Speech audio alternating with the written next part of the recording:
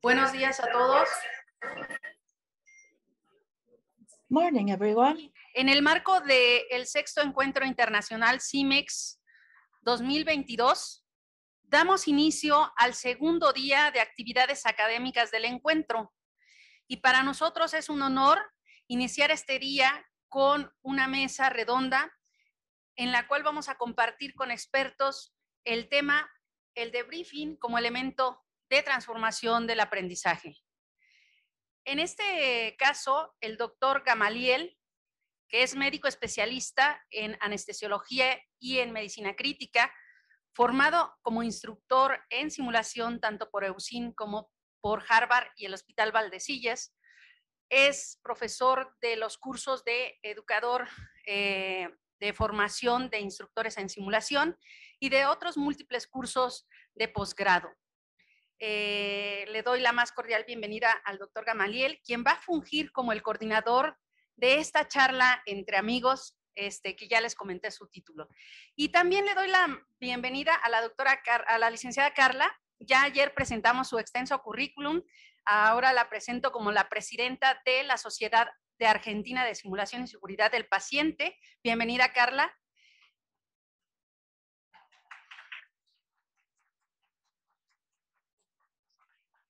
Le damos la más cordial bienvenida a Lance Bailey. Lance es el director o CEO de Healthy Simulation. También ya ayer platicamos un poquito de su currículum, su extenso currículum. Y también está con nosotros el doctor Diego Andrés Díaz Guió, que es el presidente de la Federación Latinoamericana de Simulación. También se comentó su currículum el día de ayer. Bienvenidos todos. Y dejo con ustedes al doctor Gamaliel. Espero que disfruten. Por favor, tanto el público virtual como el público presencial pueden ir estructurando sus preguntas, porque la idea aquí es compartir entre los expertos y el público. Y esto, más que nada, es dejar las experiencias de cada uno de ellos. Buenos días. Muchas gracias a la doctora Vianey y a todo el comité organizador por esta oportunidad de platicar con ustedes. Estaba pensando, no sé, si cada quien pudiera tener un micrófono, o es muy complejo, ¿no? ¿Para ustedes qué está pasando? Bueno, estoy. ¿No? Y pues bienvenidos a mis compañeros y amigos que ya tenemos tiempo de conocernos y me da mucho gusto en este momento estar aquí con ustedes. ¿Va? Pues hay algunos puntos importantes que nos gustaría estar platicando con ustedes. La realidad es que la dinámica de esto es que cada quien vaya platicando sobre su práctica, su día a día, cómo realizan ellos el debriefing y su experiencia que vayan teniendo. ¿Va? Vale mucho también la pena que si ustedes tienen alguna pregunta, alguna duda o algo que quieran comentar respecto de los temas específicos, nos las hagan saber. También al público que tenemos en la parte virtual, les agradecemos sus preguntas y su participación. Hay un grupo de personas que nos están apoyando y que en cada momento pues vamos a estar haciendo algunas preguntas adicionales a lo de que tenemos en esta plática programada. ¿Va? ¿Listos? En contexto y en forma general, compañeros, me gustaría saber cómo ustedes, dentro de las actividades diarias que realizan en sus centros formadores, cómo planifican y cómo van integrando esta práctica reflexiva dentro de sus centros o actividades diarias. ¿Quieres por allá o por acá? Bueno, acá las damas primero. Bueno, es una pregunta que primero tengo que contar un poco el contexto para que entiendan mi respuesta, ¿no? Yo trabajo en un hospital de pediatría, sí, de especialidad, de 1.200 enfermeras, 700 médicos, de alta complejidad. Y 10 años hace que tenemos un recorrido en simulación, pero generar actividades donde el centro es la práctica reflexiva no ha sido fácil, porque no era natural generar espacios de reflexión en el equipo de salud. Por lo cual, cuando empezamos, tuvimos que hacer una cultura previa de qué es la simulación, qué es la seguridad y por qué algo que es tan natural hay que generarlo, ¿sí? Donde era simular con el objeto de conversar, que es algo natural pero que no sucedía en un hospital, ¿no? Era el trabajo diario, ir, resolver, trabajar las horas, algún que otro curso, pero cuando vino la simulación nos replanteamos algo que era natural para los que están en la jerga de la simulación, pero no es tan natural a veces para los que están en un hospital con carga laboral, donde hay que sacar la producción. Entonces fue primero una cultura, ¿sí? Hablar con los jefes, hacer ateneos de la práctica reflexiva, y de hecho a veces no decíamos debriefing todavía, porque no sabían lo que era el debriefing los profesionales. Entonces empezamos con esto, es bueno hacer simulación para la seguridad del paciente, empezamos a hablar de la práctica reflexiva y el debriefing, y ahí tomamos el desafío de generar líderes buscando las necesidades. Porque llamarlos a decir, vengan, vamos a hacer debriefing, era como, wow, era un choque, ¿no? Y en esta institución todos son eméritos, todos son personas que dan cursos y viajan a congresos, entonces decirle, venga, haga un espacio reflexivo para seguir mejorando y ver en qué tenemos que seguir siendo mejores, era como raro. Entonces tuvimos que buscar los líderes, y con los líderes trabajamos y dijimos, ¿cuáles son tus problemas y tus necesidades en tu servicio? Y ahí de a poco, ellos mismos fuimos dándonos cuenta que tenían necesidades de zona 1, necesidades de zona 2, y necesidades de generar escenarios que los ayude a pensar juntos de por qué ciertas decisiones o actitudes. Y así fue como nuestro inicio. Mi respuesta sería, iniciamos entendiendo las necesidades y buscando líderes en un hospital complejo y con poco tiempo. Ese fue mi inicio. Solo una pregunta, Clita, solo para no desesperarnos, los que estamos como en este mismo proceso de generar una necesidad y generar esos espacios. Si nos puedes comentar más o menos el tiempo que se pudo, que tuviste que invertir en esto. Hoy tenemos 10 años, pero los primeros 2 fue de generar un inicio de cultura en simulación y práctica reflexiva. Pero con apoyo institucional de los directores, de los gerentes. Primero fue hablar con ellos. Es como venderle el producto, de alguna manera, marketing, hicimos reuniones, videos, le mostramos evidencias que ya había, ahora hay más, pero si 10 años costaba un poquito encontrar algunos artículos, Diego. LAN dice hay 3.000 artículos ahora, pero antes no había tanto, uno pedía, che, ¿tenés algún artículo que muestre la evidencia?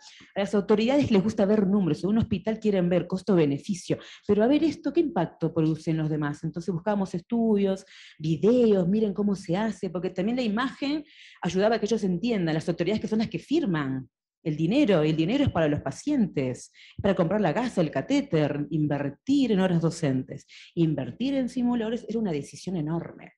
Entonces, 2 años, pero con apoyo de fundaciones externas, somos un hospital público, somos el hospital más importante de la pediatría en Argentina, entonces una fundación importante donó a través de una empresa también del país, los simuladores, porque para el hospital era un enorme presupuesto eso.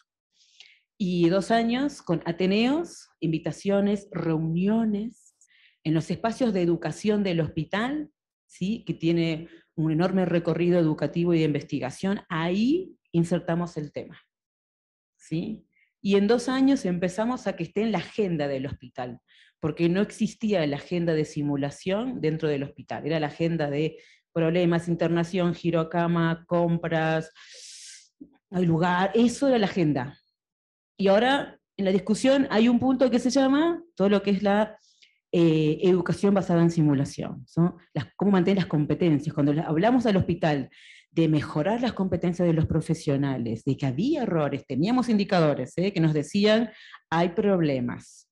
Y desde ahí nos ayudó en el lapso de 2 años a por lo menos que nos miren, que nos miren nos pueden ayudar. Así que no es enseguida, pero hay que trabajar mucho en eso. Muchas gracias, Carlita.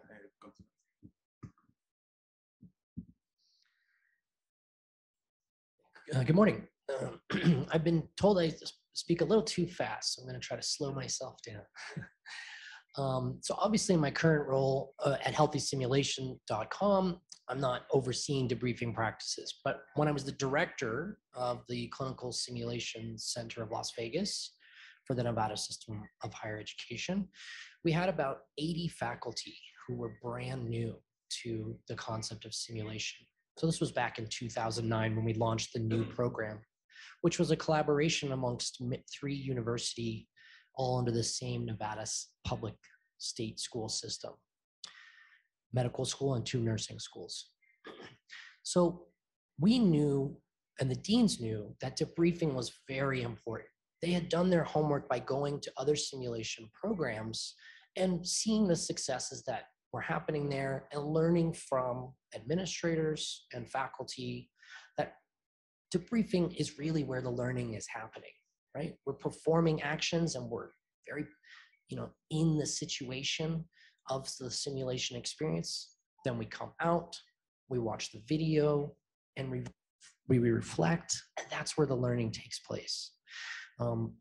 During that time, I had been requested by the deans to go to a very prominent institution on the East Coast to see how they were doing simulation.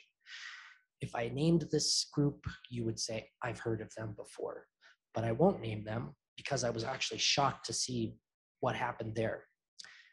As I entered into the simulation lab, there was a medical resident running out from the simulation debrief room who was crying and upset. And I said to the SimTech, what happened? And the SimTech leaned aside to me quietly and said, some of our faculty like to use simulation to show the residents that they know more than the residents do. I don't speak much Spanish, but muy stupido, huh? Of course, the faculty knows more than the residents. That's why we're teaching. That's why we're in school.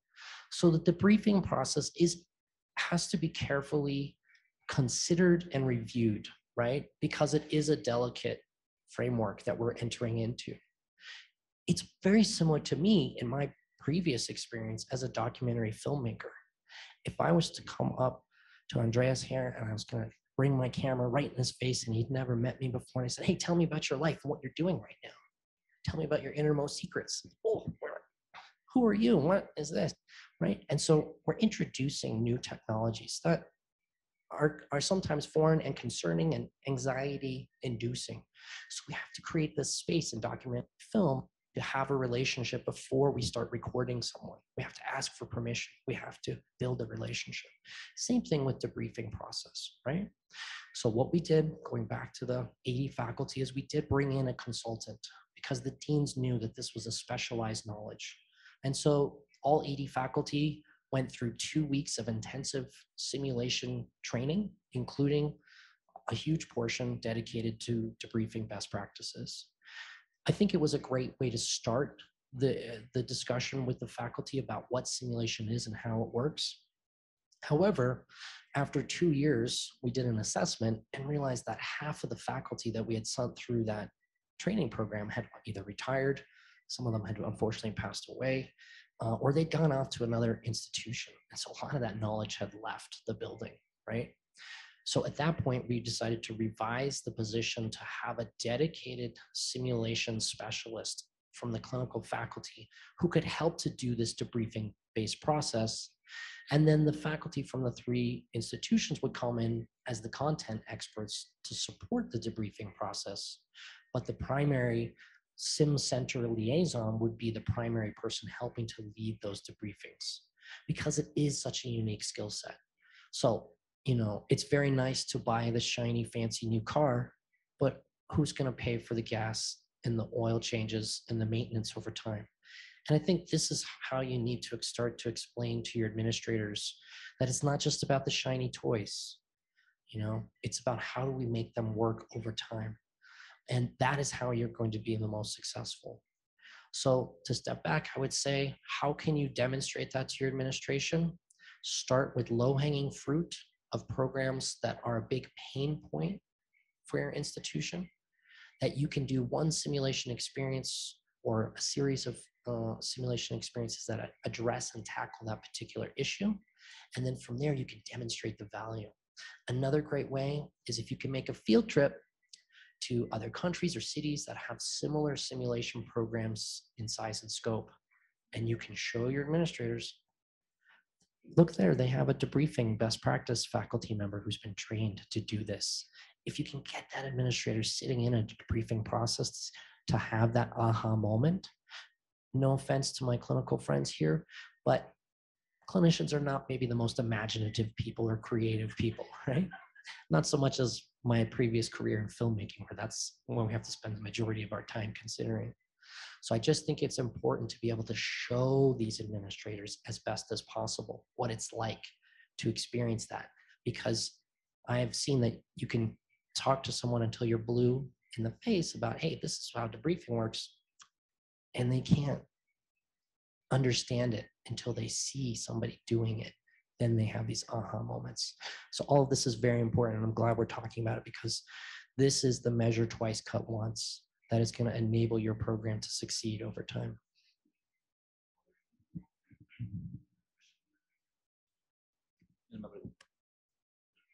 Bueno, buenos días para todos.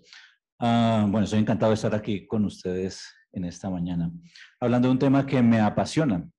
Bueno, yo llevo varios años haciendo esto, hago más o menos hace 22 años simulación y dirijo un centro privado, por eso habrán diferencias en las concepciones.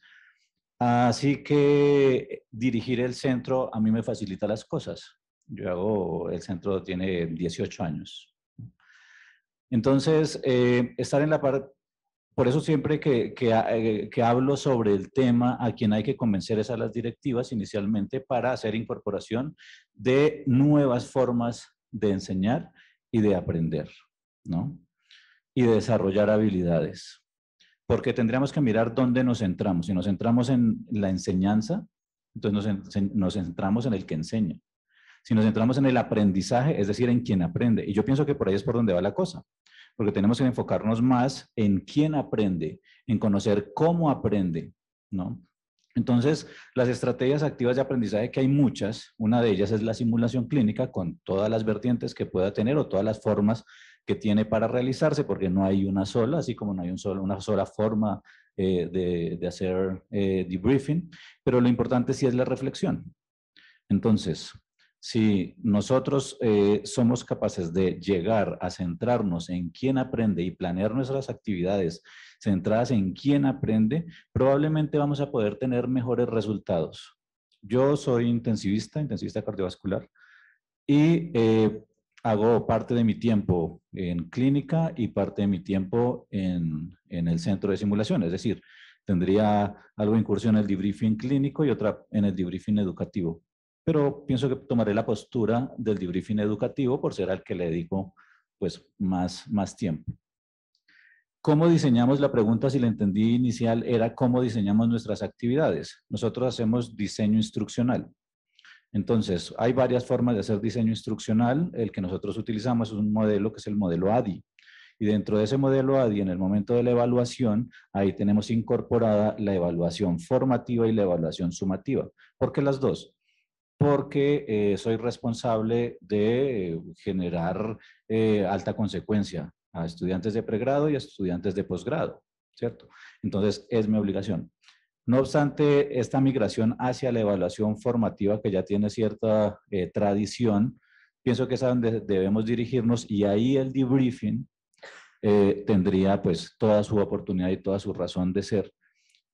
Estas estrategias dialógicas donde el estudiante es capaz de reconocerse cómo piensa, por qué lo piensa y de dónde viene eso, lo puede ayudar a reestructurar sus estructuras cognitivas, ¿no?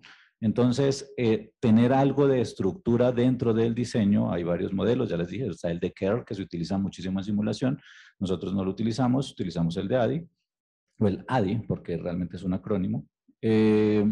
Entonces, desde ahí estamos ya planeando la reflexión, y sí que utilizamos reflexión intencionada, donde el estudiante reconoce lo que está haciendo, porque yo tengo que saber para dónde voy, qué es lo que se espera de mí, por qué estamos haciendo esto, ¿no? Que bueno, pienso que eso estará enlazado ahorita con otras preguntas, entonces, para resolverla, entonces, diseño instruccional.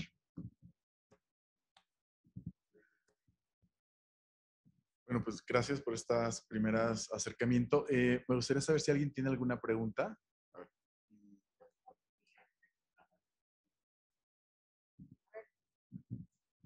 Muchas gracias, Yolanda Martínez de Puebla. Doctor Diego, yo quisiera preguntarle en qué consiste este diseño instruccional ADI. Gracias. Vale, ese es un modelo de planeación, ¿no? Donde tú determinas, analizas cuáles son las necesidades que hay, ¿no? Para tus estudiantes, las necesidades que tú tienes, ¿cierto? Luego diseñas lo que vas a hacer, ¿sí? Lo tienes que desarrollar, estoy diciendo lo que quiere decir cada una de las letras, ¿no? Porque eso es mucho más profundo y no quisiera gastar el tiempo solo profundizando en eso. Entonces, lo diseñas, lo desarrollas, lo implementas y hay que evaluarlo, ¿no?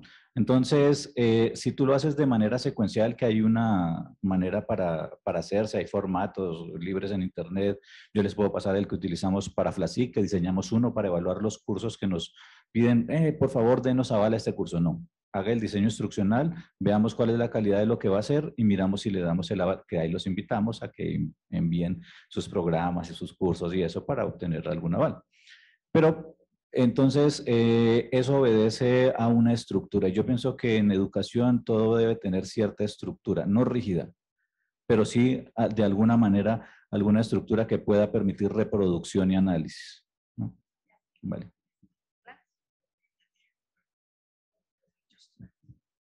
Thank you. So just to add to the conversation of operations, I think it's important that we consider our simulation programs like a franchise. And what I mean by that is like Starbucks, okay? Everyone been to Starbucks? You guys got Starbucks out here, okay?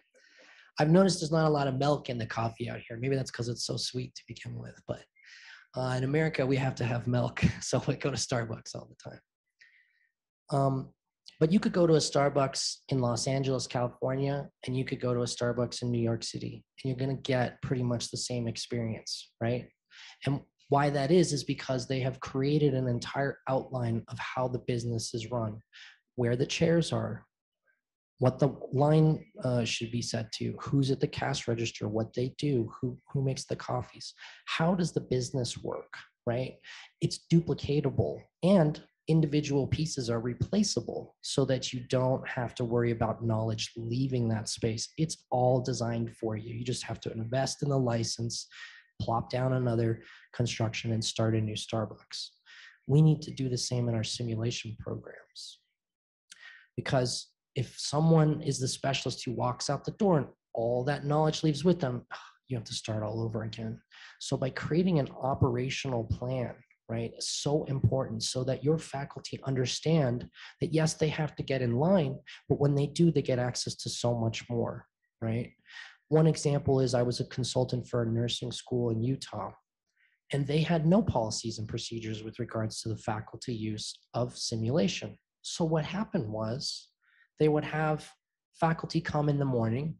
They had pre-designed that they were going to do a high fidelity simulation experience with a mannequin and the audio video systems and everything. And the faculty come in and SimTech is there ready to go. They've already set up for an hour, everything, or even the night before.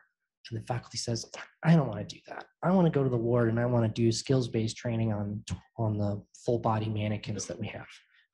So now all of a sudden, this SimTech has got to run to the other room, take all these supplies and equipment out. And they were wondering why SimTechs were quitting their institution on a regular basis. And I said, because you're not putting any policies in place for your faculty. And they're just doing whatever they want, right? Let's throw spaghetti on the wall and see what sticks. No. You have to operationalize things like this template that you have so that you can identify learning objectives, so you can build simulation experiences, so you can hit outcomes, so you can demonstrate ROI. You can demonstrate the potential of the use of simulation in terms of achieving either learning outcomes or whatever you're particularly focusing on. Then you can demonstrate value over time because now you've operationalized things where you kind of step back, create processes, people adhere to those policies and procedures, then you get outcomes and you can measure them and demonstrate them.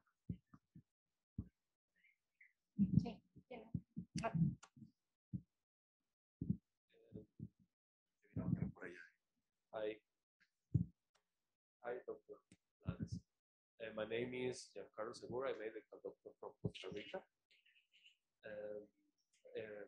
well, thank you for your opinion. And you give us an example in which the faculties have an idea of some kind of different objective from the debriefing, in which, as you said, was a stupid idea.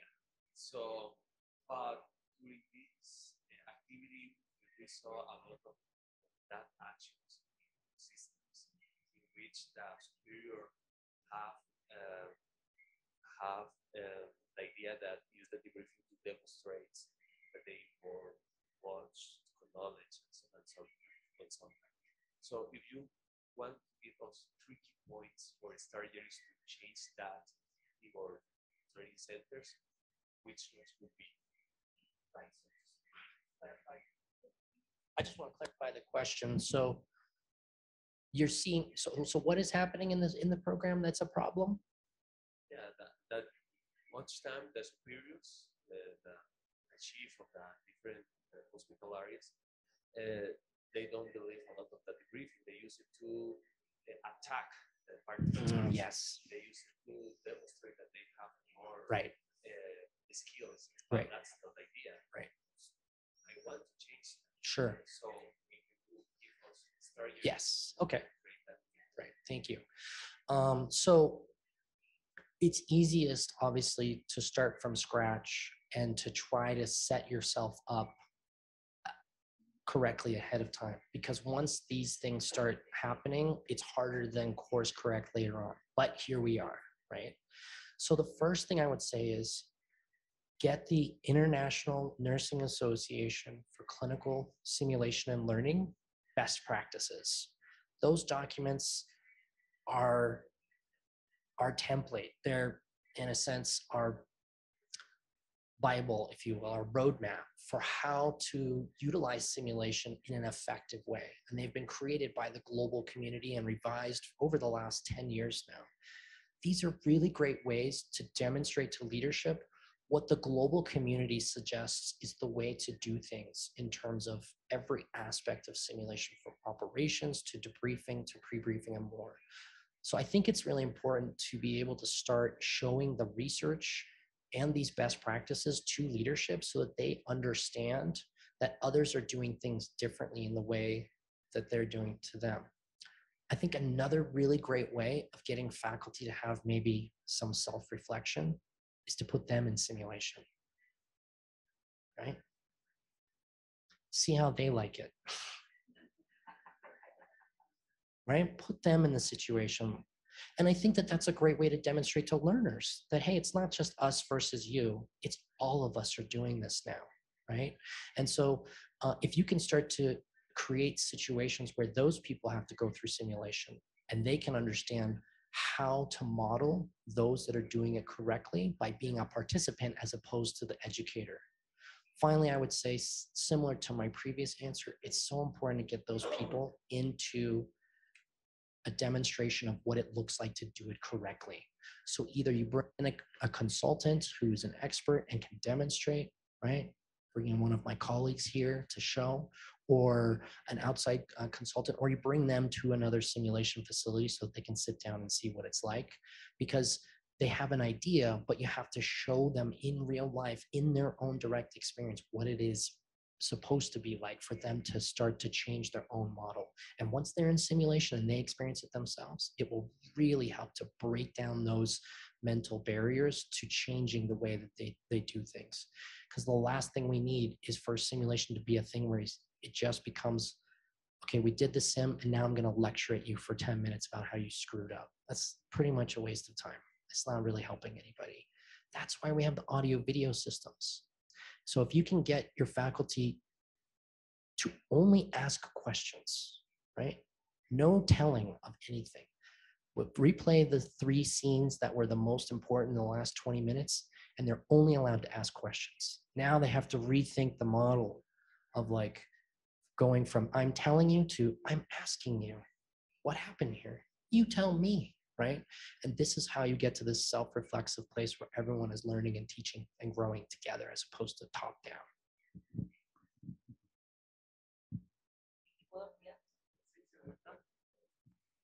es difícil solo 3 puntos, pero voy a tratar de tomar cosas que se fueron diciendo y ampliarlas.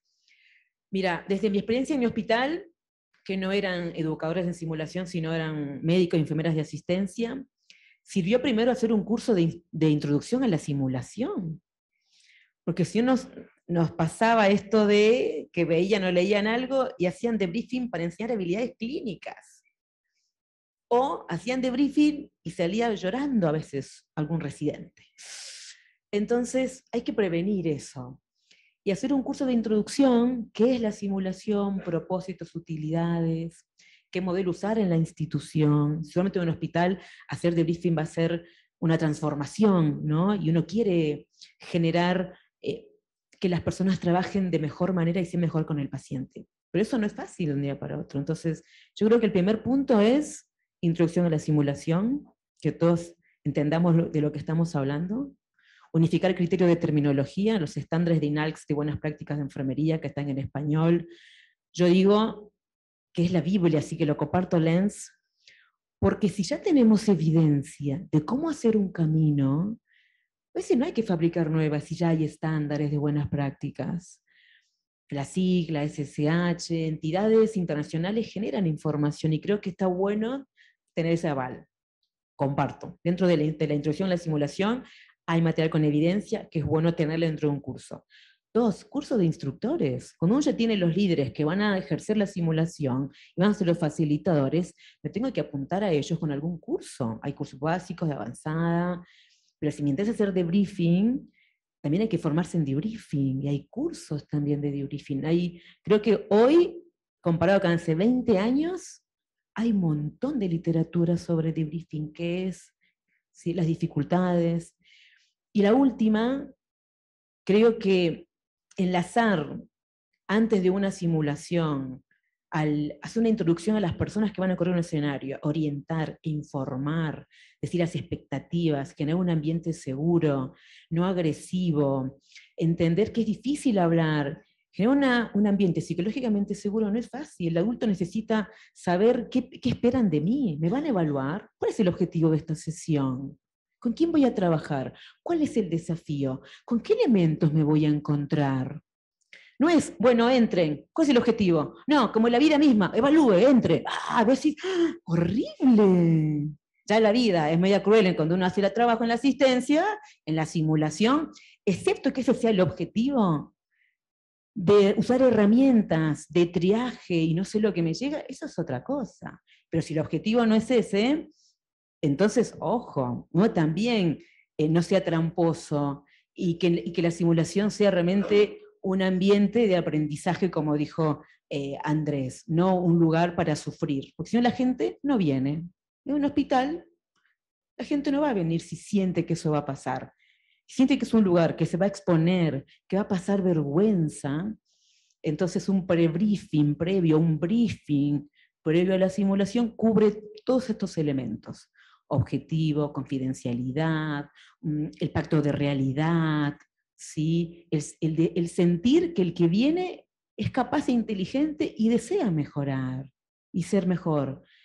Pero eso tiene que sentirlo. Esa introducción previa que mencionó un poco Lanza al inicio debe existir. Y eso va a generar una mejor conversación reflexiva al final. Así que yo diría esos 3. Una introducción general a todos, un curso donde cambian roles, donde es estudiante simulado y luego docente simulado, entonces él ve lo mismo que va a sentir el participante, de exposición o de que hay un ambiente seguro. Y 3, hacer un pre-briefing efectivo o un briefing efectivo creo que va a ser la diferencia en una conversación reflexiva. Perdón, perdamos algunas preguntas en el chat. ¿Fuerte? Entonces, ¿les parece si las leemos? Leemos las preguntas y vamos contestando ya. Van a hacerles preguntas del chat de la parte virtual para que estemos atentos y para que podamos interactuar también con el público virtual. Le dejo el micrófono aquí a Diego y ya van pasando.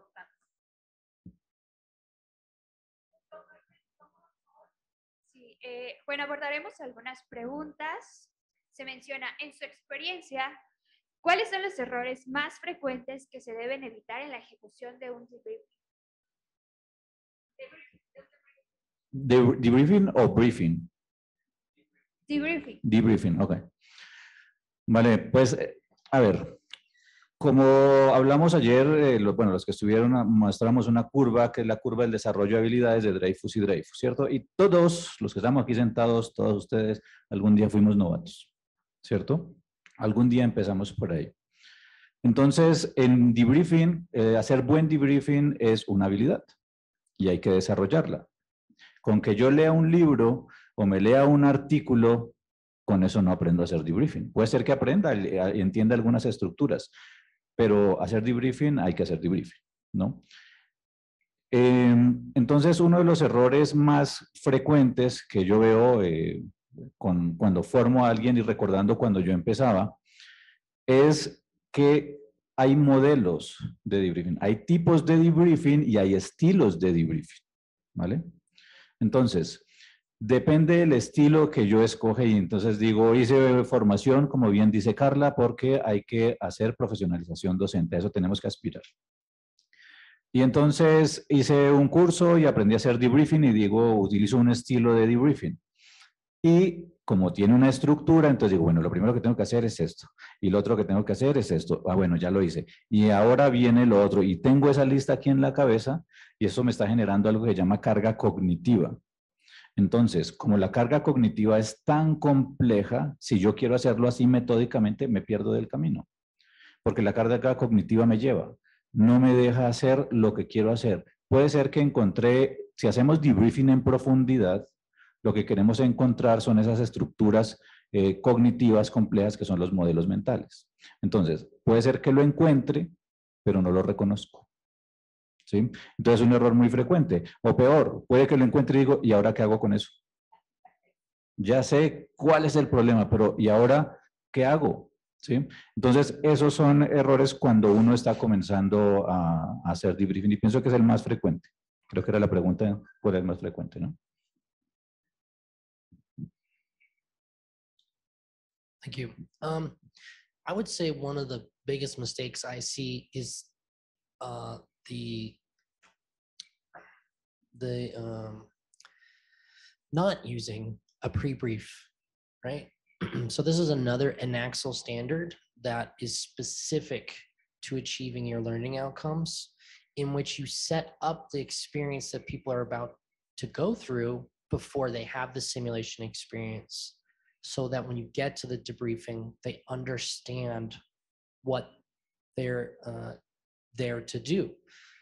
The pre-briefing goes beyond just orientation to the mannequin or to the simulator and the room itself, right? Where is everything? But it also goes into the details of why simulation works the way that it does, what we're hoping to achieve here, the psychological safety boundaries that we're creating for this simulation experience, wherein we'll destroy the video and it's not to leave this room. This is a safe space. You have to set those expectations and those understandings ahead of time so that by the time you get to the debrief, we can move through it properly, right? So I'll just leave it at that. I think pre-briefing is essential to a successful debriefing. Buenísimo. Algo también que creo que puede ser un error es que creer que con un curso soy experto en debriefing. Uno se puede hacer muchos cursos y modelos, hay modelos de debriefing, pero creo que como uno puede anticiparse, uno puede buscar un mentor, ¿no? Alguien que te ayude, que tenga un recorrido, ¿no? Justamente a llegar a ser de novato experto. Un mentor te ayuda un montón. O entender que tenemos que evaluarnos continuamente para mejorar, ¿no? Esta es la teoría de Erickson. Con práctica no me alcanza, necesito un feedback de cómo lo hice. Entonces cuando uno es novato y va arrancando, que alguien te dé, ¿no? Un debriefing, cómo estuve, creo que también nos ayuda a crecer. Porque yo creo que aunque haga muchos cursos, tengo que tener horas de vuelo, como dijo ya Federico, y al principio no me va a salir tan bien.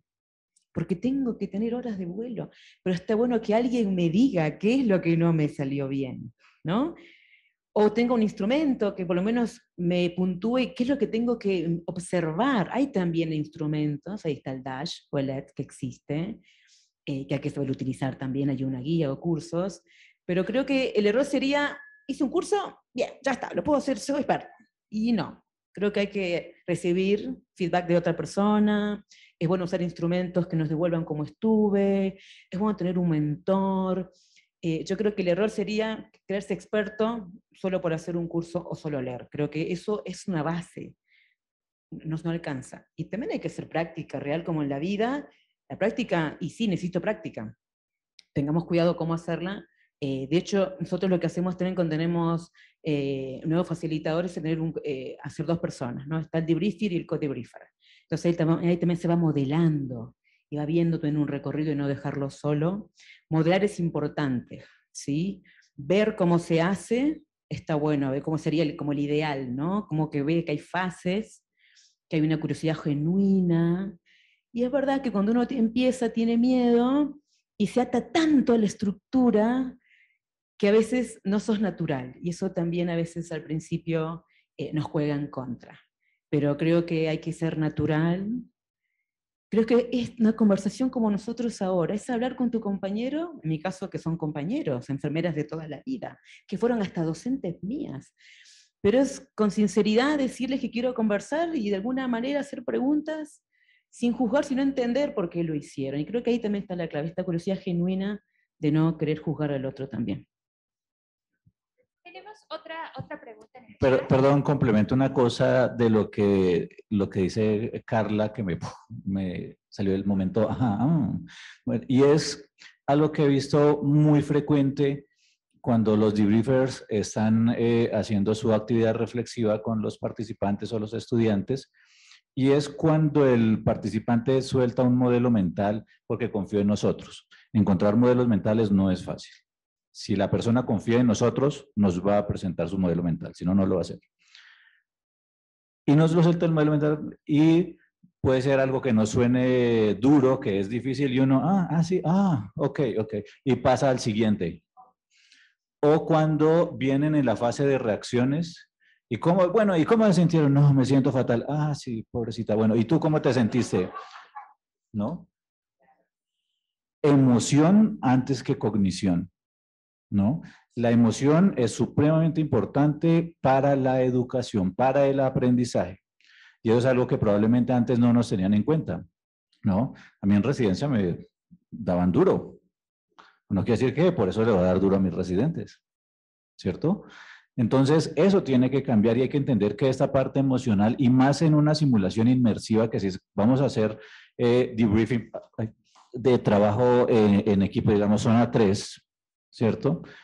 Puede ser que se hayan manifestado muchas cosas ahí, la interacción entre las personas con la tecnología, ¿no? Pero además, nosotros también tenemos modelos mentales y tenemos emociones y vamos a interactuar con esas personas, ¿no? Entonces, que eso no me sesgue a mí para sí, pobrecito, este no me cayó como muy bien, pues, está sufriendo, ok, pasamos al siguiente, no, ¿no? Entonces, emoción antes que cognición, hay que reconocerla y se resuelve eso y vamos. Y ahí el co-debriefer es súper fundamental para ayudarnos a ir resolviendo esas situaciones, ¿no? You know, even Jay-Z and Beyonce go to rehearsal, right? Bueno, yo también quiero comentarles que esta parte de transformación, como no llega de novato que se convierte experto, pues puede pasar dependiendo mucho tiempo o un periodo muy corto, ¿no? Esto, como dijo Carla, lo podemos acortar cuando alguien tiene un tutor o un coach que te puede estar retroalimentando eso, ¿no? Pero pienso que el momento exacto cuando sucede esa transformación es cuando nosotros nos aceptamos como simulacionistas o nos aceptamos el principio básico. Aceptamos que la gente que viene aquí con nosotros viene realmente a aprender, que son inteligentes, que son capaces. Entonces, en ese momento, pienso que nuestra mente cambia y empezamos a hacer un debriefing completamente diferente. Sí, principio básico. Tenemos otras preguntas. Preguntan, ¿existe un tiempo mínimo y un tiempo máximo para poder dar el debriefing? Y el doctor Mariano también nos comenta si es válido dar un debriefing al debriefer.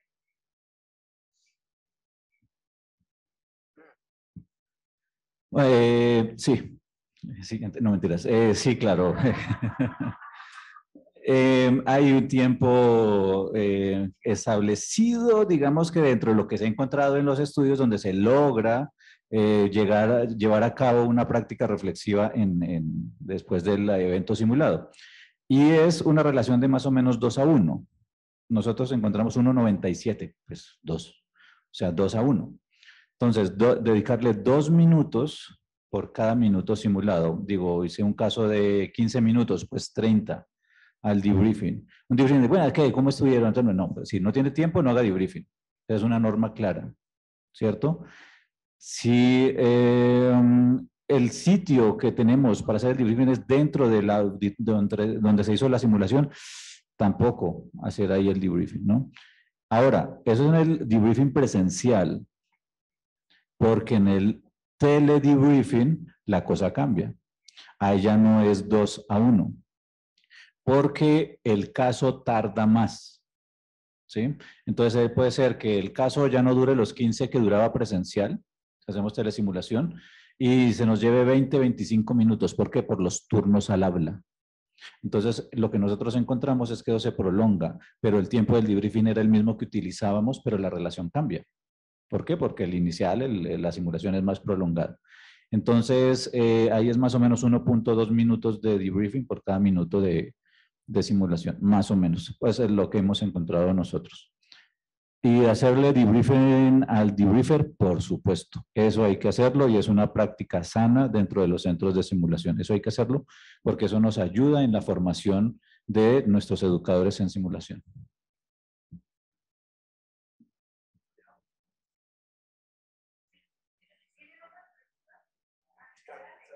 Oh, okay, just quickly.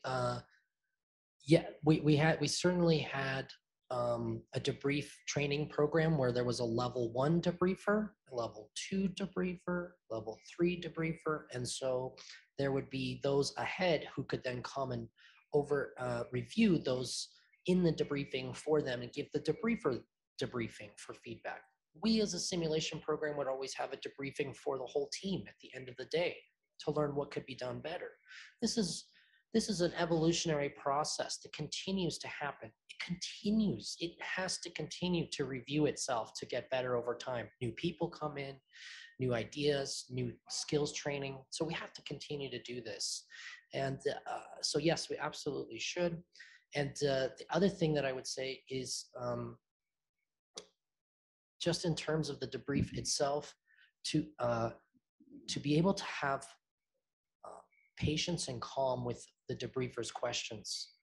You could ask a question to the group, right? And we're going to, again, focus on questioning as opposed to telling, but ask a question. And if there's no answer in this awkward silence, 5 seconds, 6 seconds, 7 seconds, 8 seconds, you should wait. Let that awkwardness happen. We're not going anywhere until we go through this. So we'll let that anxiety build until someone can't take it anymore and they start to self-reflect. And now, instead of us going into telling because no one is answering, we're just going to let them take their time until they do answer. So I love this 2-to-1. I think it's great. Me encanta. Algo cortito, que suma lo que estaban diciendo. Todo se planifica. Hay una agenda de tiempos. No es entremos y a ver cuándo terminamos, no. Se planifica cuánto tiempo de pre-briefing, cuántos minutos a punto antes de hacer el escenario, cuánto tiempo de debriefing y una enorme recomendación, en esa agenda de tiempo, ponga el tiempo del debriefing. Porque dicen, ay no, estamos apurados, nos vamos todos y no lo hacemos más. Lo hacemos mañana, mentira. Porque mañana hay otros problemas y hay otros escenarios. Si lo ponen en la agenda, esos 15 minutos valiosos, pero respétenlo, cada uno vea su tiempo, 15, 20, pero uno, después de una jornada larga de curso, es verdad que uno se quiere ir, no voy a ser falsa con eso. Pues ya está en la agenda, ya lo validamos. Mire, y cuando termina tenemos el debriefing, así que agenda de tiempos, planificar esto ayuda a ser organizado, porque también es una herramienta, ¿sí?, que hay que planificar para justamente generemos una experiencia de aprendizaje basada en simulación con calidad. Sí, bueno, yo nada más agregar a lo que ya comentaron, que si no se planea, si no está anotado en el calendario, en el programa, va a ser muy difícil hacerlo posteriormente, ¿no? Sí hay recomendaciones que se puedan hacer, pero la realidad es que en la práctica es eso, o sea, se tiene que hacer lo más pronto posible. Y respecto al tiempo igual, se tiene que planificar exactamente. Hay actividades que el debriefing pues, puede ser mucho más corto, hay otras actividades, dependiendo de la actividad que se necesita más reflexión, y esas pues, pueden ser un poquito más largas. Sí. Había otra pregunta, ¿no? Sí, continuamos con nuestra siguiente pregunta. Jessica Raquel Pérez Hernández comenta: buenos días, ¿cuál es la recomendación en torno a algunas estrategias para lograr convencer a los directivos, pero también a los docentes, de la importancia de la simulación? Bueno, es un tema muy complejo. Sí, es un tema muy complejo. ¿Quieren? Que no sé si es la aplicable para ustedes. Tiene que ser institucional, porque trabajar en una hormiguita que nadie te ve, te desgasta y se te acaban los recursos. Tener una buena relación, que el que vaya a hablar sea un líder, sí, frente a la gestión hospitalaria. Son puntos claves. Se les doy tips. No voy a mandar a hablar de simulación a aquel que se lleva mal con el director. Y no, son estrategias de marketing, de venta. Yo quiero ir al éxito. Entonces, como dijo Lenz, si lo valido, les vamos con videos, ¿sí? Les mostramos otros centros. A veces también hacer visitas a otros lugares, ¿sí? Y una institución a veces les gusta hacer los primeros, ¿no? Las mejores instituciones. Y bueno, a veces uno tiene que tomarse de eso. Mira, para ser mejores en el mundo, tener un centro va a mejorar nuestros estándares, vamos a mejorar nuestros indicadores, vamos a hacer mejores instituciones. Y si el ámbito es privado, esto también le suma muchos puntos, ¿no? Y el tema costos. En un hospital público, el tema dinero es importante. Me sale muy caro equivocarme, ¿sí? Y no nos gusta la institución. Entonces es también mostrarles que a nivel costos, de alguna manera, disminuir los errores para dar mejores resultados. Así que no hay una sola, es reuniones, ateneos clínicos, ateneos educativos. Invitamos a veces personas, a veces el que viene de afuera lo escuchan más que el que es de adentro. Entonces también invitamos expertos por Zoom, ¿sí?, para que comenten su experiencia, y a veces el de afuera es mejor recepcionado que el local. Pero combinamos, ponemos esfuerzo nosotros, los de afuera, hacemos reuniones, hacemos visitas a otros lugares, y eso nos ha ayudado a que compartan esta etapa mental de que queremos realmente generar una transformación, que eso no es fácil, porque también nuestra cultura no viene con ese recorrido. Entonces, esos son uno de los tips que puedo dar.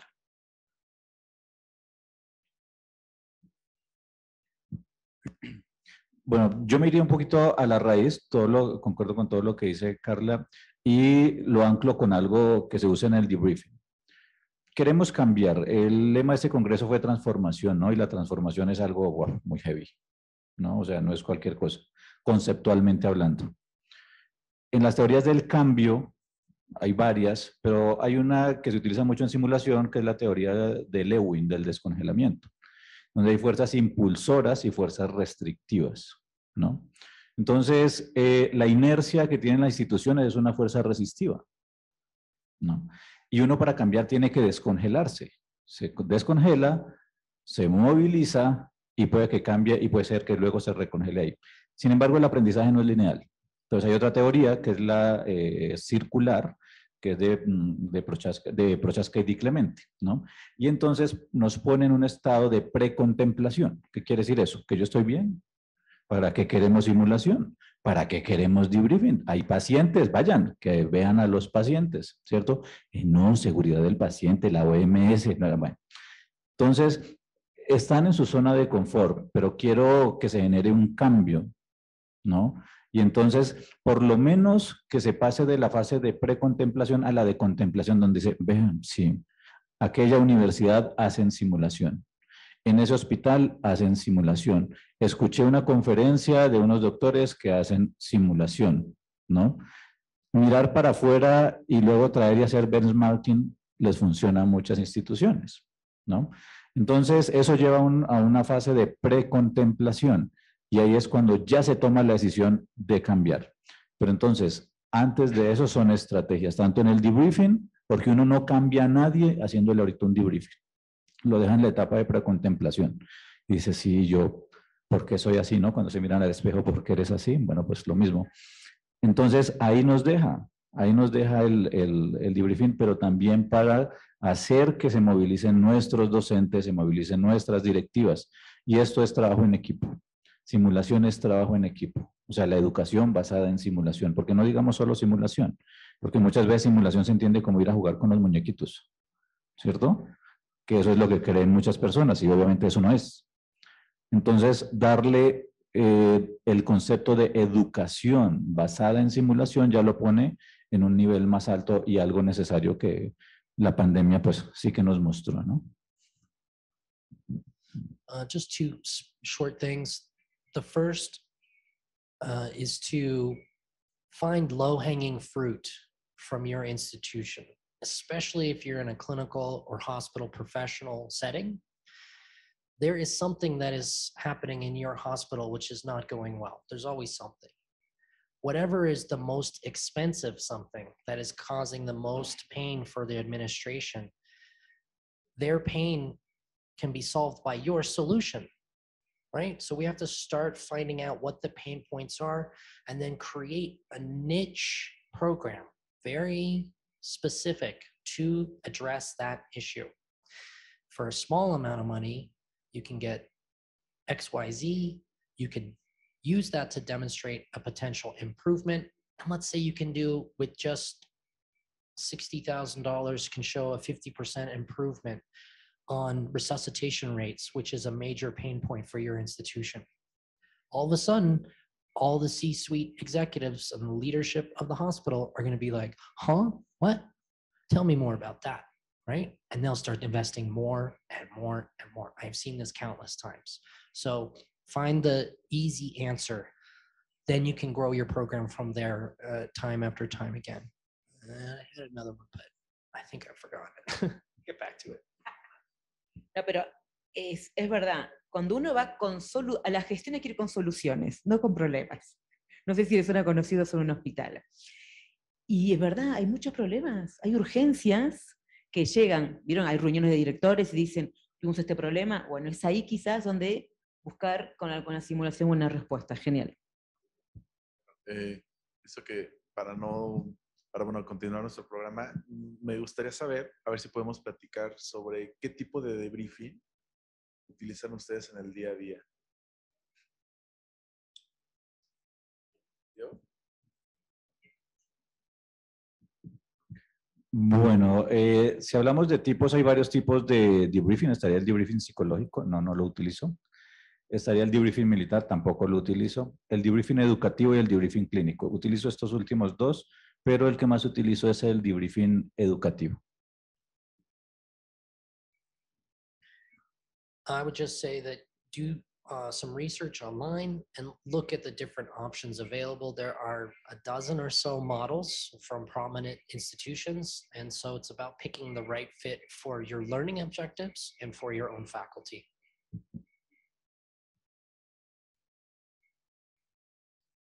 Bien. Qué difícil. Creo que hay que conocer mejor los modelos. Hay que saber qué es el debriefing, qué es cada modelo, formarse en aquel que ustedes vean que pueden aplicar y realizar. Ahora, ¿tengo que hacer uno solo? ¿Hacerme experta en uno? Y la verdad que yo no diría que de eso tampoco, porque en un hospital las personas son tan distintas y tienen niveles de formación diferentes que a veces hay que usar dos. Pero eso va a depender de su formación. Porque no un solo modelo me ayuda a reflexionar con ciertos grupos. No es lo mismo, desde mi mirada, enfermeras y médicos de nuevo ingreso, que enfermeros y médicos de 30 años de experiencia en la asistencia. Entonces, son desafíos distintos. Entonces, yo creo que está bueno conocer todos, ver capaz que cuál de esos tomo dos, indago, me formo, me asesoro y veo cómo puedo usarlos. Usar todos me parece que es difícil porque hay que llevar entrenamiento, pero por ahí yo tomaría a veces dos modelos y vería según el grupo cuál de esos dos me da mejor resultados. ¿Sí? Yo no me caso con uno solo, como decimos, porque por eso existen varios, porque justamente han dado otros resultados, ¿sí? Y hay gente que se siente cómoda con dos y usa esos dos, ¿sí? De hecho, acá hay una persona, Peter Dickman, tiene su modelo de debriefing, y hay una escuela que es la del Central Medical Simulation, que también tiene otro modelo. Entonces me parece que hay que conocerlos y que uno, el que se siente seguro y lo puede usar, lo puede usar. En mi hospital usamos los dos modelos porque cuando generamos cursos, ¿sí? Y uno diseña los objetivos, y usamos el educativo con un modelo. Pero después está la vida real, que es la zona 4, donde no hay simulación, pero queremos utilizar la reflexión para el aprendizaje y la seguridad del paciente. Ese es el clínico. Ahí yo no diseño el objetivo. Ahí es usar un modelo, que hay varios en el mundo, que en forma breve, más reducida, porque en la asistencia no hay mucho tiempo. Yo no puedo hacer un debriefing de media hora porque en la asistencia esa media hora vale hora para atender a los pacientes. Entonces creo que nosotros hemos optado un modelo que queremos utilizar y que estamos haciendo la inmersión, que es el TOC, ¿sí? De 10 minutos, ¿sí? De 4 preguntas, y es el que estamos probando y que tenemos buena recepción porque al ser breve y donde hay ámbitos de cultura de simulación ya hay un espacio de decir hablemos, entonces es más fácil, por lo cual usamos debriefing educativo cuando diseño el objetivo, y en la vida real, que no diseño, sino es la vida misma, usamos un modelo que es el TOC, que es el clínico, debriefing clínico. ¿Quieres comentar algo más, Diego? Sí.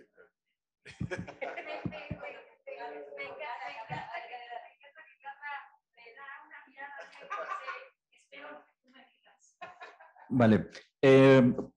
Soy un poco cuadriculado con ciertas cosas conceptuales. Entonces, una cosa son los tipos y otra cosa son los estilos, ¿no? Entonces, me centraré en el educativo, ¿no? Es como para complementar, no para controvertir, ¿no? Y dentro de los estilos hay varios, ¿no? Por lo menos los que proponen que si tiene un juicio justo, que si es sin juicio o sin prejuicio, bueno, que es juicio oculto. Pero están los estilos y varias formas de hacerlo, ¿no? El core, está el pearls, ¿cierto? O sea, hay varios. ¿Qué es lo interesante de esos estilos? O los componentes que debe tener ese debriefing educativo. Y es que tenga una parte de descarga de emociones, ¿no? Ya hablamos de las emociones y la importancia que tiene.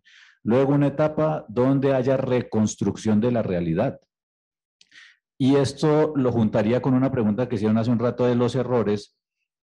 Está descrito de esta manera de que el que reconstruya la realidad sea el debriefer. Yo estoy en desacuerdo totalmente. Porque la realidad es una construcción social. Y lo que yo vi y viví durante la simulación no es lo mismo que vivió otro, y eso lo hemos encontrado nosotros en nuestros trabajos. No todos viven exactamente lo mismo, no todos vivieron el mismo caso. Entonces, si yo permito que la reconstrucción sea desde la cabeza de los que estuvieron participando en la simulación, voy a tener muchísimos más datos. De hecho, hemos encontrado que ahí nos liberan sus modelos mentales, ¿no? A veces por ganar tiempo, bueno, se trataba de un caso de un paciente que tenía dificultad respiratoria, ustedes lo intubaron, No, fueron 15 minutos donde ellos vivieron, llegaron así, salieron con las manos. No puede ser. Entonces, esa parte de reconstrucción de la realidad es supremamente importante. Luego, una fase de indagación donde yo voy a buscar la raíz, la causa del gap que encuentro en el desempeño. O en un desempeño bueno, porque yo puedo hacer debriefing también de por qué sucedió algo maravilloso. Wow, eso no ocurre siempre, ¿por qué sucedió? Entonces, eso también lo puedo investigar, ¿verdad? Y luego una fase de síntesis y cierre, donde hacemos algo de vigilancia epistémica, que se hayan entendido lo que dijimos que entendieran, ¿no? Porque, bueno, y me entendieron y todos, o a veces en diagonal, ¿no? Uno no sabe si sí o si no, ¿no? Entonces, no, hay que escucharlo, que lo digan. Y dicen, no, la próxima vez ser mejor. Sí, pero ¿cómo? ¿A partir de qué? ¿Qué vas a tomar de eso? ¿Qué aprendiste, no? Entonces, eso para diferenciar un poquito tipos y estilos. Just a quick point back to how do we, convince administrators to use simulation. I talked about the clinical professional, but in the educational domain, one of the best ways is to convey the marketability of your simulation program as a feature of students' consideration for enrollment with your institution versus the competitor. If the competitor in your region is advertising their simulation program and you have none, just grab some of their advertising literature and put that on your administrator's desk and be like, have you seen this? I don't know about here, but in the United States, commercials on TV now for nursing schools prominently show mannequins and simulation labs as a way of demonstrating that they are at the top of their game in terms of providing opportunities. I'll date us all a little bit. 2007 was the first iPhone.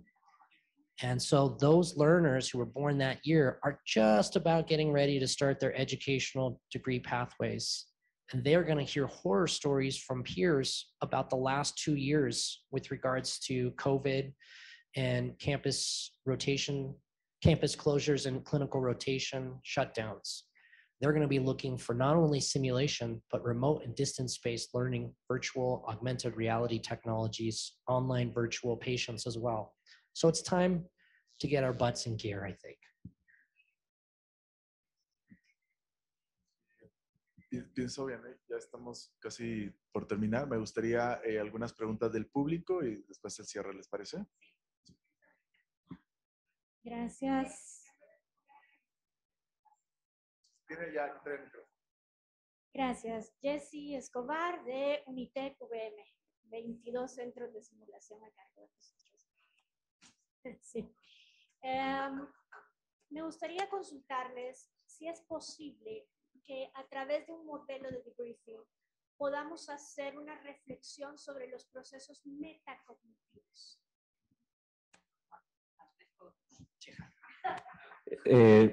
Sí, me encantan las preguntas donde la respuesta puede ser dicotómica, sí o no, sí. El debriefing en esencia es una actividad metacognitiva, ¿no? Donde el estudiante se busca, y debemos buscarlo como debriefers, que él reconozca sus modelos mentales. O sea, ¿cuál es la función del debriefing? Sacar a flote la causa raíz del desempeño o del pensamiento, ¿no? Que finalmente un desempeño obedece al modelo mental. Los modelos mentales tienen varias dimensiones, pero no quiero entrar tan profundo. Entonces, al ser una actividad reflexiva, intencionada, planeada, cumple con lo que sería la estrategia metacognitiva, ¿vale? Los estudiantes que son, y los seres humanos, cuando hacemos metacognición, podemos tener mejores desarrollos. Llegar a tener pensamientos de segundo orden es súper deseable. Hay literatura suficiente sobre cómo la metacognición ayuda a hacer mejor las cosas, ¿no? Entonces, cuando nosotros hacemos debriefing, ya estamos haciendo una actividad metacognitiva. Entonces, ahí ya lo tienes, ¿no? O sea, tendríamos que aunar los conceptos. Pero sí, el debriefing en esencia es una actividad metacognitiva. Gracias.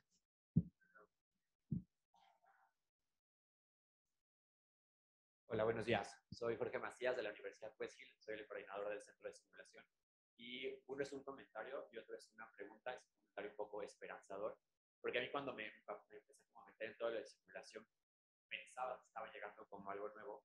Y tengo que decir que dentro de mi formación de pediatría en uno de los institutos nacionales de salud, ya teníamos simulación y yo no lo había implementado como esa parte, no lo había visto.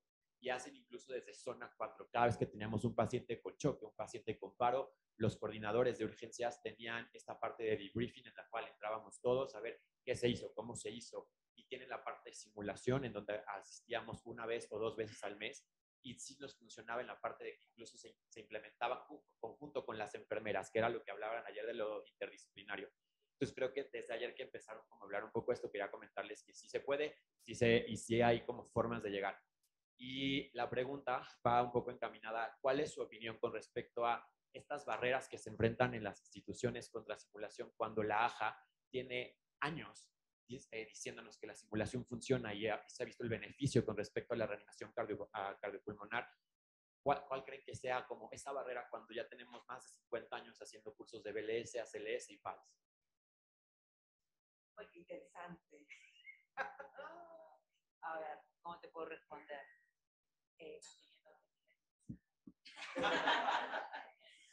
Sí, porque se está grabando aparte.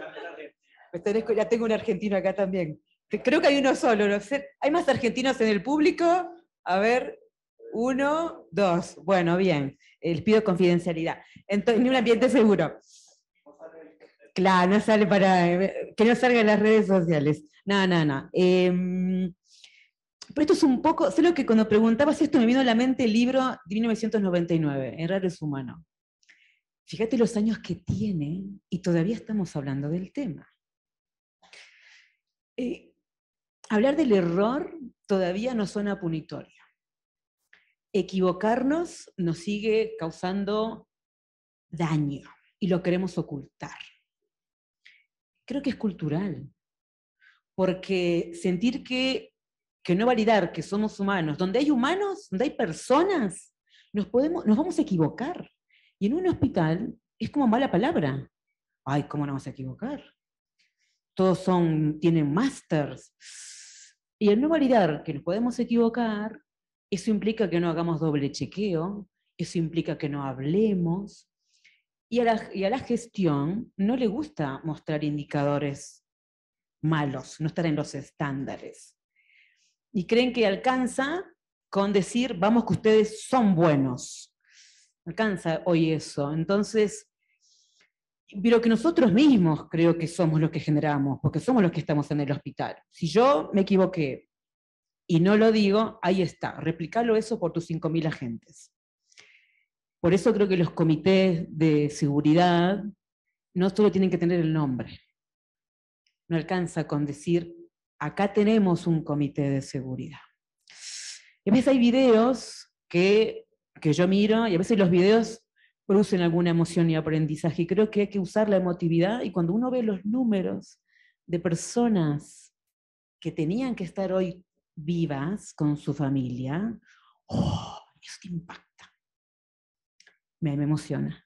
Porque vamos a estar ahí también nosotros, y creo que eso nos falta ver. ¿Por qué en esta época donde hay tanta tecnología y podemos ser mejores, no la validamos? Pero no hablemos de los demás, somos nosotros. Quedan ustedes acá, que atienden pacientes. Entonces yo creo que tenemos que trabajar todos juntos en por qué no sentimos que esta es una herramienta. Ojo, la simulación no soluciona todo, ojo, nos ayuda mucho, y la AJA, por supuesto, pero la AJA también era solo practicar, al principio. Mirá que yo soy instructora de BLS y PALS hace muchos años, y era practique, y no había tanto espacio de reflexión. Hoy la AJA habla de debriefing en los últimos años, un poco estructurado, pero lo habla. Creo que enfermería, históricamente, con la naranja, aprendía intramuscular. Ojo, hacíamos simulación. Las obstetras con tela fabricaban muñecas. Creo que siempre entendimos que no era bueno practicar con las personas porque queremos cometer errores. Creo que tenemos que validar que aunque tengamos simulación, tenemos que tener en nuestra mente la seguridad del paciente y de verdad sentir que nos podemos equivocar. Porque si siento que me puedo equivocar, como yo una vez lo escuché a Peter Dinkman, si yo sé que me puedo equivocar, siempre tengo un plan B. Y siempre voy a hacer un doble check. No sé si esto ayuda a tu pregunta. So I will be controversial in that I think the Hippocratic Oath is outdated. First, do no harm is arrogant. We are humans and we're going to make mistakes. Harm is happening. In EMS, as an EMT, driving an ambulance as a firefighter, the first thing we're supposed to do is check for scene safety. Before I go into this space, am I safe?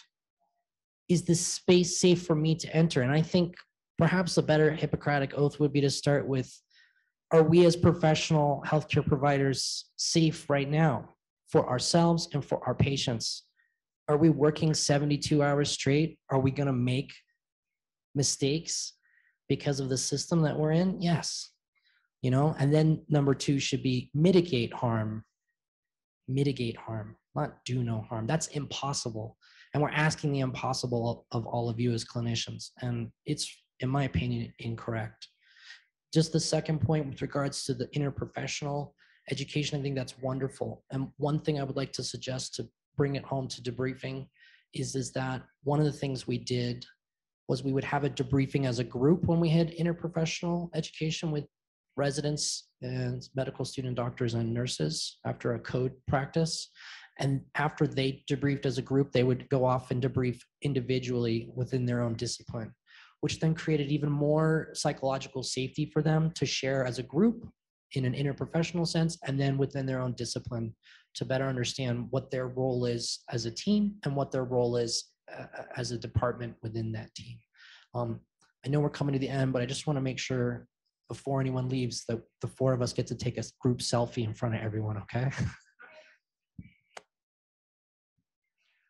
Voy a responder a la controversia un poquitín con lo de no hacer daño. Yo pienso que está en el estado aspiracional, en Platón, en el mundo de las ideas, el ideal. El Instituto de Medicina de los Estados Unidos en el 2001, si no estoy mal, cuando plantea cómo debiese ser la atención sanitaria para el siglo siguiente, nos habla en el primer punto de las instituciones de salud no deben hacer daño a los pacientes. No como que no suceda, sino como algo aspiracional. Deberíamos aspirar a eso, a no hacer daño, sabiendo que lo podemos hacer, porque somos falibles, ¿no? Entonces yo lo tendría como algo ideal, o sea, algo que no sucede, sino que hacia allá quisiera apuntarle y me gustaría verlo desde esa perspectiva.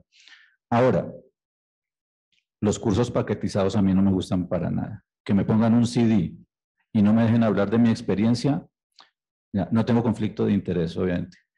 Pero desde el punto de vista, pues soy educador, ¿no? Y entonces esa forma de enseñar a mí no. Pero sí han ido haciendo una mejoría en su proceso, sin duda, y con la entrada de la reflexión, ¿no? Tengo algunos conflictos con el conductismo, ¿vale? Sin decir que no se pueda utilizar en ciertas ocasiones. Sí, me declaro social constructivista. Entonces, limitaciones.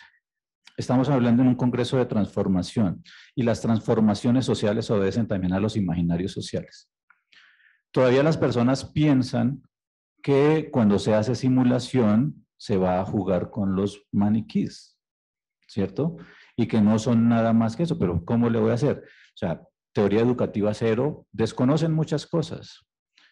Y eso es así, y lo tenemos que conocer y tenemos que saber que es verdad porque a partir de ahí tenemos que trabajar. O sea, si no lo reconocemos, si no lo nombramos, no lo podemos dominar, ¿cierto? Entonces, esa es la realidad y todavía es la realidad de nuestras instituciones, pero estamos cambiando.